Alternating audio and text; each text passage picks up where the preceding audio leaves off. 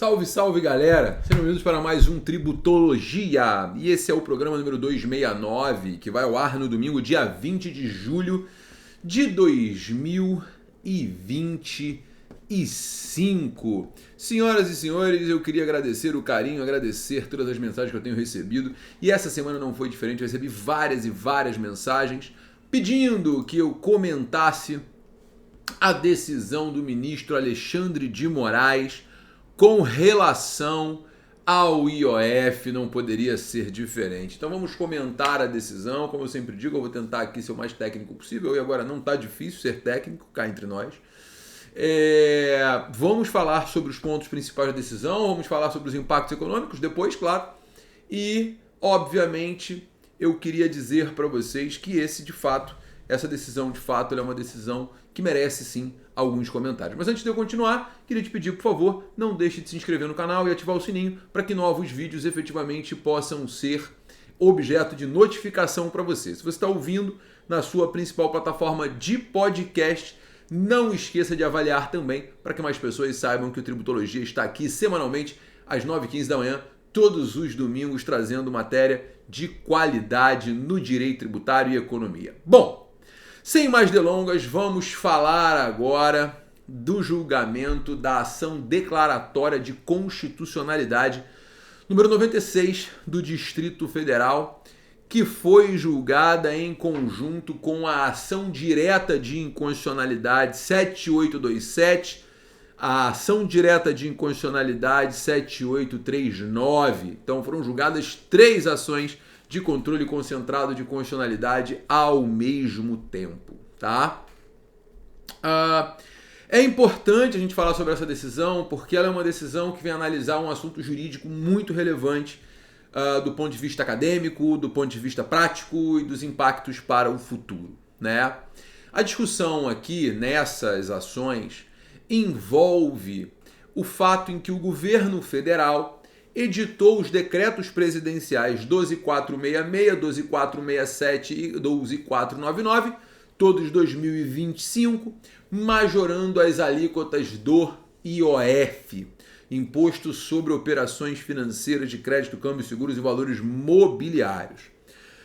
Imposto esse que é regulatório, que é um imposto extra fiscal, é um imposto utilizado para interferir na economia e não deve ser utilizado para fins meramente arrecadatórios. O Congresso, então, não concordou com essa majoração. O Congresso, então, editou o Decreto Legislativo 176 de 2025 e revogou os 3 decretos presidenciais que aumentavam o IOF, né? Então, começou a briga entre executivo e legislativo. Antes de eu continuar para analisar a decisão em si sobre o prisma tributário, é importante frisar que o nosso sistema brasileiro de governo, ele é um sistema que segue a lógica dos freios e contrapesos.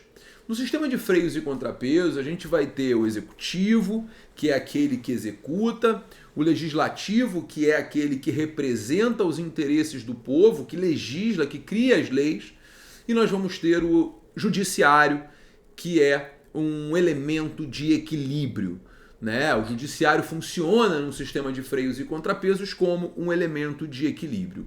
É importante chamar a atenção que no Brasil que nós vivemos hoje, cujo legislativo está enfraquecido, né? E cujo executivo é questionado, o judiciário ele ganha um protagonismo muito grande, talvez maior até do que deveria em qualquer sistema do mundo, né? A gente aqui no Brasil tem uma curiosidade, a gente sabe escalar o STF e não sabe escalar a seleção brasileira de futebol, ou seja, tem alguma coisa errada num sistema de freios e contrapesos com esse protagonismo tão grande do STF, mas a culpa não é do STF.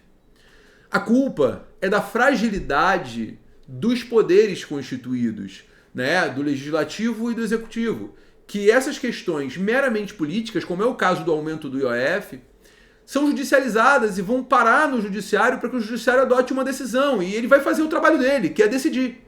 Não dá para esperar diferente do poder judiciário. Ele é feito, pensado, estruturado e organizado para decidir. Então, se é levado ao judiciário, ele não pode efetivamente deixar de fazê-lo, né?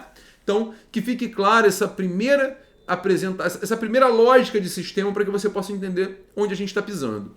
Bom, então, houve essa derrubada dos decretos presidenciais pelo Legislativo, sob o argumento de que a utilização do IOF estava sendo feita com meios meramente arrecadatórios. Então o assunto bateu no STF, né? Tanto por meio dos partidos de direita quanto dos partidos de esquerda, enfim. E no final dos cenários, o judiciário teve que julgar. Mas, Gabriel, como é que foi essa decisão? No primeiro momento, houve uma liminar.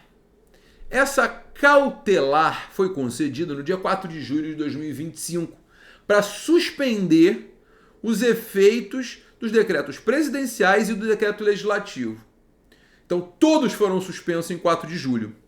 E foi marcada uma audiência de conciliação no dia 15 de julho. Essa audiência de conciliação ela é tecnicamente questionável, porque a lei que regulamenta o procedimento do controle concentrado de constitucionalidade não prevê a marcação de uma audiência. Mesmo porque, no controle concentrado de constitucionalidade, cabe ao judiciário, em tese, dizer se aquela norma é ou não é constitucional. E esse dizer se a norma é ou não é constitucional, obviamente, né, vai acontecer de uma forma ou de outra. Não existe uma norma que seja meio constitucional, que seja 10% constitucional. Vamos fazer um acordo, isso aqui é constitucional, isso não é. Isso foi uma inovação trazida pelo ministro Alexandre de Moraes, entendendo que efetivamente o que havia ali era uma questão política, muito mais do que uma questão jurídica. Então a lógica é defensável, mas a lei não prevê esse tipo de acordo. O acordo não aconteceu, então o ministro precisou fazer o que o judiciário faz, que é decidir.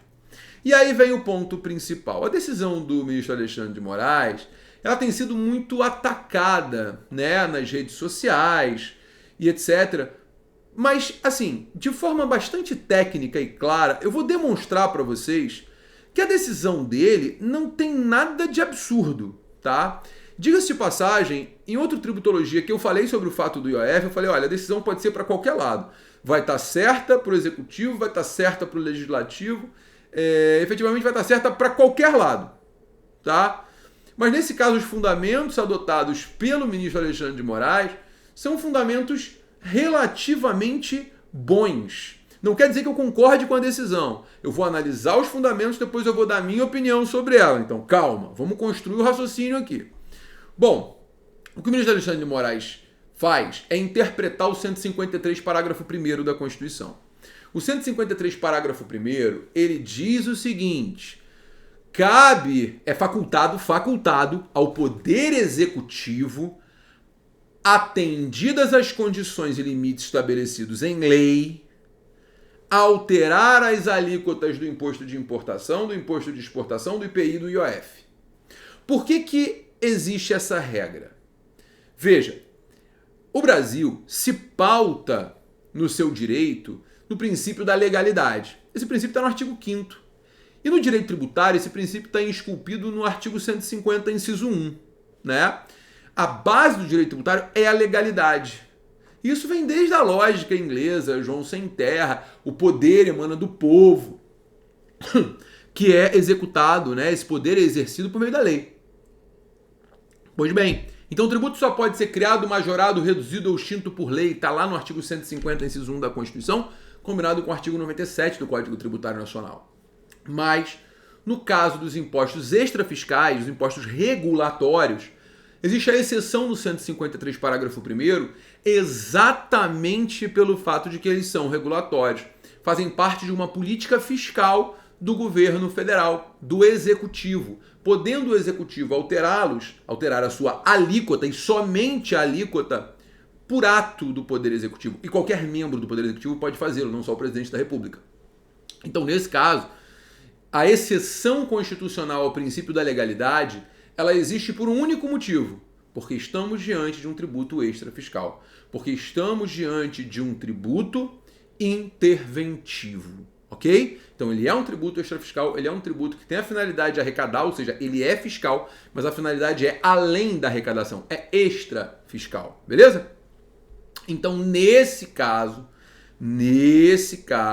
né, é possível a alteração da alíquota por ato do Poder Executivo. O ministro Alexandre reconhece que efetivamente nós estamos diante de um imposto regulatório, cuja lógica é regular o mercado financeiro e a política monetária, né?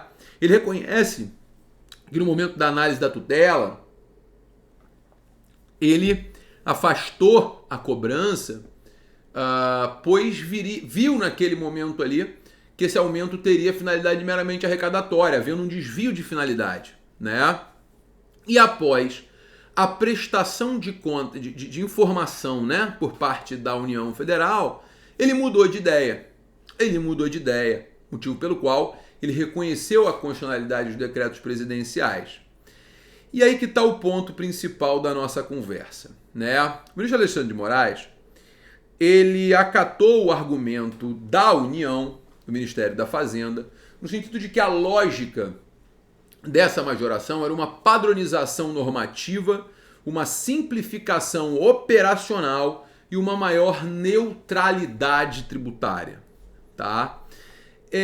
Olha, a grande verdade dos fatos é que no tocante ao IOF câmbio, né, você realmente tem uma harmonização do sistema. Isso é indiscutível, né? Por quê? Porque hoje no IOF câmbio você tem uma variação, né, muito grande de alíquotas. Como é que funciona hoje? Hoje no IOF câmbio a gente tem efetivamente uma alíquota que vai ficar em 3,5% para tudo, né? Mas não era assim. Antes desse nivelamento, né, no tocante ao papel moeda, a gente tinha 1,1% de IOF. 1,1% de IOF. Né? Então eu comprei dinheiro para levar para o exterior, 1,1%. Agora passa a ser 3,5% qualquer operação. Qualquer operação. Então, você passa a ter uma maior linearidade na cobrança do IOF, né? Essa linearidade efetivamente traz uma segurança jurídica e uma neutralidade. Por que neutralidade?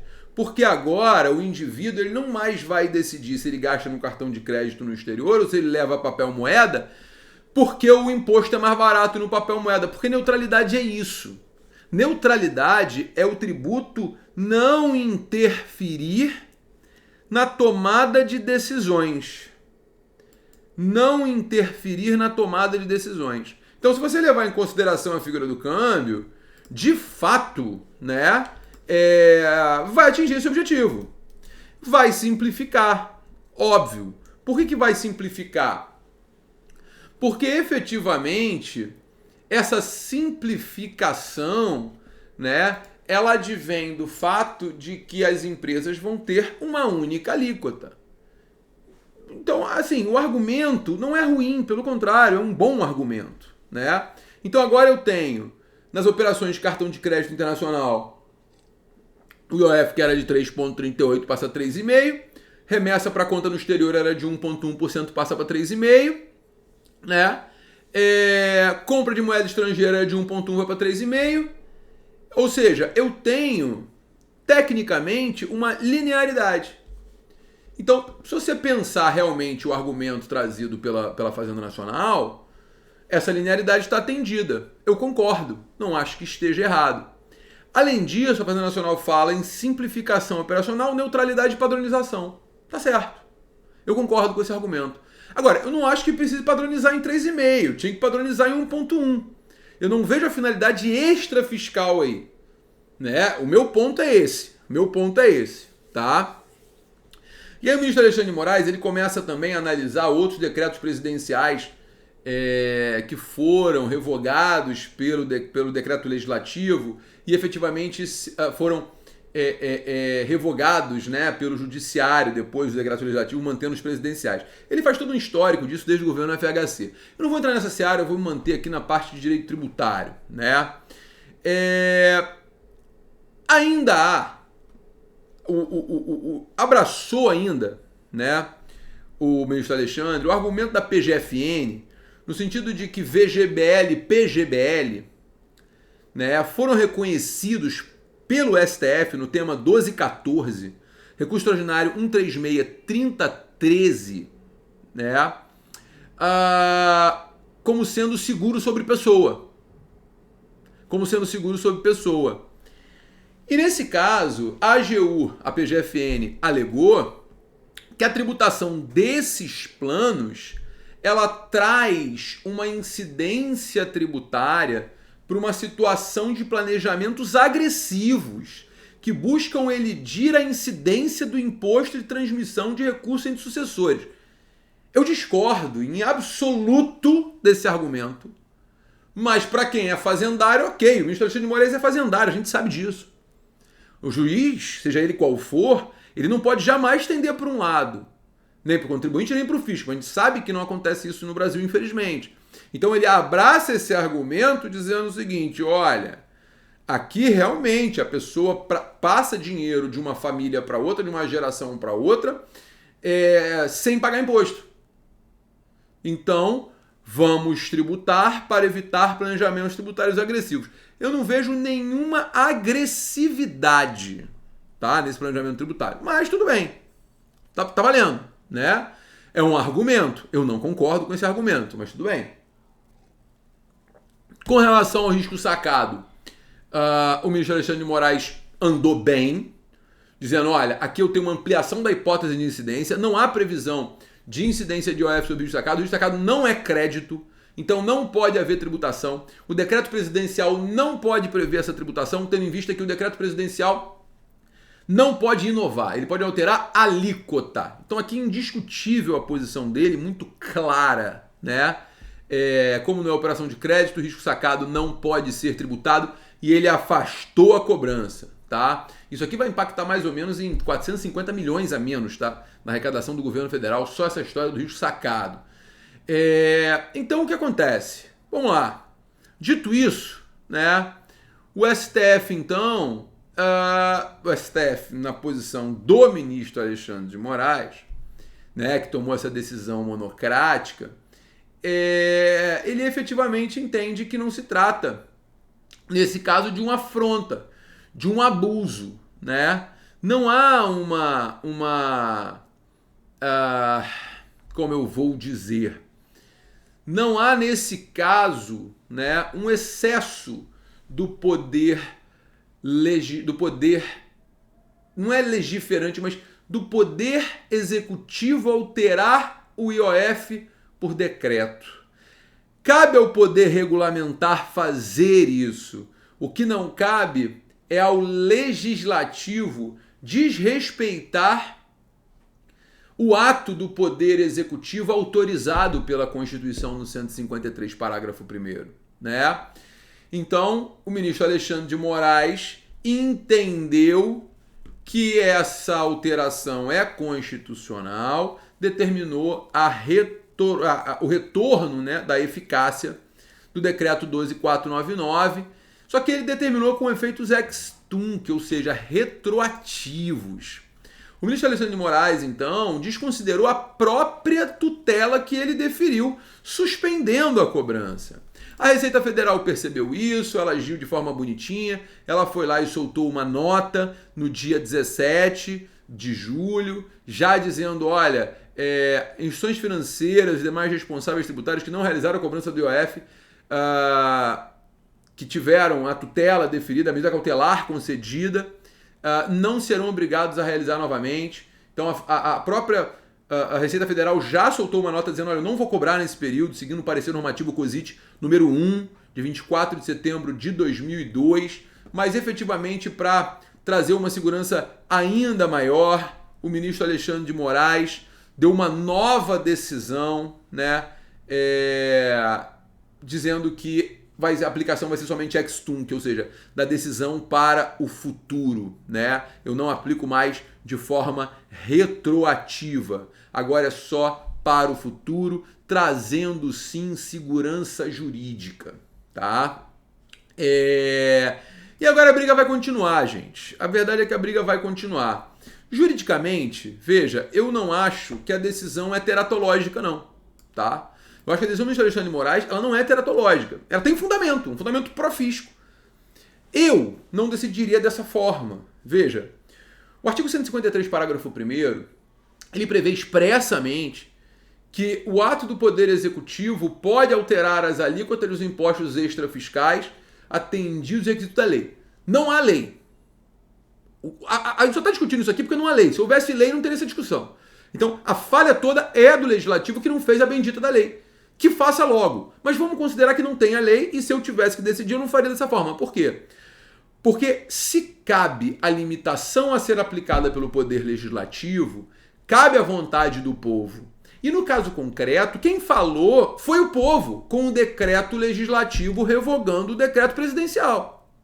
Então eu particularmente entenderia que nesse caso concreto, uma vez que o decreto legislativo é posterior e revoga o decreto presidencial, ainda que não haja lei, esse decreto é a vontade do povo. Portanto, deve se sobrepor ao decreto presidencial e eu entenderia que o decreto presidencial seria afastado de forma bastante técnica. Além disso, eu entendo que só pode haver a alteração quando efetivamente, a alteração da alíquota, quando efetivamente tiver uma finalidade extrafiscal. E repito, por mais que se defenda a neutralidade, por mais que se defenda o afastamento de planejamento tributário abusivo, a gente tem aqui uma majoração de carga tributária que não se justifica. Veja, não é porque uma situação não é fato gerador de tributo que tem que passar a ser. Não é porque uma situação tem várias alíquotas diferentes, principalmente no tocante ao IOF, que é um imposto extrafiscal, que efetivamente tem que passar a ser tudo igual. Mas por que isso, Gabriel? Porque o imposto de importação tem várias alíquotas diferentes para situações diferentes. Por quê? Porque é um imposto extrafiscal. O imposto sobre produtos industrializados tem várias alíquotas diferentes para produtos diferentes. Por quê? Porque é um imposto extrafiscal. Então a lógica do imposto extrafiscal é exatamente essa incidência de forma diferenciada como meio de estimular ou desestimular a conduta. No caso do câmbio, por exemplo, o IOF sobre o cartão de crédito é mais caro do que o IOF sobre o papel moeda, porque é mais fácil você fiscalizar papel moeda. Então eu vou estimular que o cara compre papel moeda porque eu fiscalizo ele na saída do Brasil pelo crime de evasão de divisas. É simples. Então eu não adotaria essa decisão, mas a decisão não é teratológica. Não dá para sair por aí falando a decisão do Alexandre de Moraes é um absurdo. Não é. Tecnicamente não está ruim. Veja, pelo contrário, está razoável. Mas eu não iria por esse caminho, tá? Então, dito isso, eu dou meus argumentos. Eu acho que a gente abre uma porta muito complicada. A porta que foi arreganhada agora é o seguinte. Os 4 impostos extrafiscais da União, o governo federal pode fazer o que quiser, porque não interessa mais a extrafiscalidade. Dá um pincelzinho de que está interferindo e acabou. Mexe do jeito que bem entender. Só Deus sabe onde vai parar o IPI, o Imposto de Importação agora.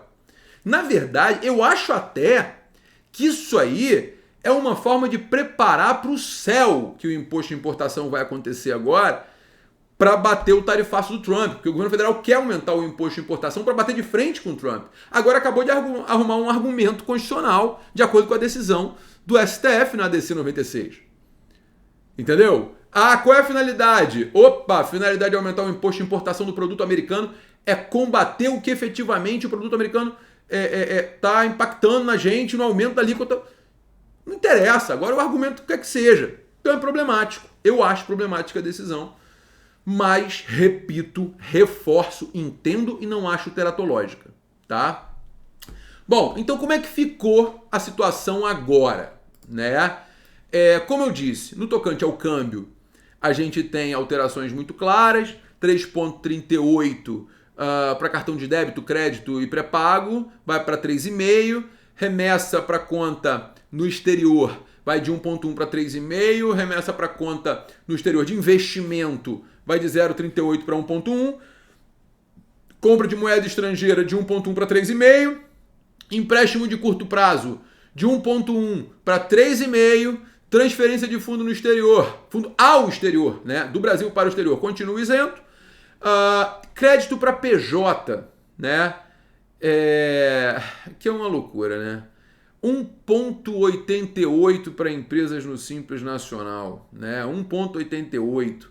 E empresas fora do Simples para 1,95. É uma pancada isso. Realmente é um valor muito elevado, muito elevado. Então preste bem atenção. Ainda toca meu telefone aqui, olha que loucura, né? No final eu não vou regravar, não. Então preste bem atenção. A gente tem aqui um aumento bastante importante, né? VGBL e PGBL em 2025 fica isento se os aportes forem até 300 mil. A partir de 2026 a isenção vai a aportes até 600 mil reais ou 50 mil por aporte, né? A partir disso 5%. Bom, o que eu acho disso economicamente? Vai ter impacto no Brasil? É óbvio que vai ter impacto. Se o crédito fica caro para a empresa repassa para o consumidor. As empresas que dependem de dólar, de câmbio, vão repassar. Empresas aéreas vão ficar mais caras, as passagens vão ficar mais caras. Bancos podem ter prejuízo na bolsa, porque banco ganha dinheiro com empréstimo. Então, nesse caso, como o empréstimo fica mais caro, a operação de crédito fica mais cara, nós já estamos com Selic altíssima no Brasil, já não está fácil emprestar dinheiro. Com mais tributo, vai ficar mais caro ainda o empréstimo. Então pode ser que os bancos tenham aí uma redução da sua lucratividade, que também não faz diferença nenhuma no Brasil, porque o banco ganha dinheiro pra cacete aqui, mas pode ter um impactozinho no valor das ações. E como se não bastasse, a gente tem aí um impacto muito, muito grande nos planejamentos sucessórios, sim, porque as pessoas agora não vão mais se interessar em guardar dinheiro em previdência, né? Se a lógica era essa, perder 5% de tributo na entrada, fora o que perde na saída, talvez realmente seja uma outra forma de planejamento tributário. Talvez agora as pessoas comecem a pensar em fazer esse planejamento no exterior. Ou seja, você tira o dinheiro do Brasil, manda lá para fora por causa de uma decisão do governo federal endossada pelo STF. Bom, é isso. Espero ter sanado todas as dúvidas, espero ter abordado de forma completa. Eu peço desculpas pelo Tributologia tão longo, o Tributologia tenta ser curto, mas nesse caso aqui eu não podia falar de forma muito simplificada, eu precisava aprofundar para que você que me acompanha toda semana percebesse que a gente está diante de uma mudança substancial, a gente está diante de uma interpretação relevante e a gente está diante de riscos para a interpretação constitucional, riscos para o mercado, porque vai haver sim um aumento do custo do crédito que vai impactar na economia e além disso nós temos aí, enfim, um endosso do judiciário à conduta do executivo que pode refletir em decisões futuras na aplicação da alíquota desses impostos extrafiscais da União. Tá bom? Bom, espero que você tenha gostado. Se você gostou, deixe seu coraçãozinho aí, dá o seu like, curta e compartilhe. Se está ouvindo na sua principal plataforma de podcast, também faça a sua análise. E semana que vem tem mais Tributologia. Um beijo grande, pessoal, e até semana que vem. Tchau, tchau.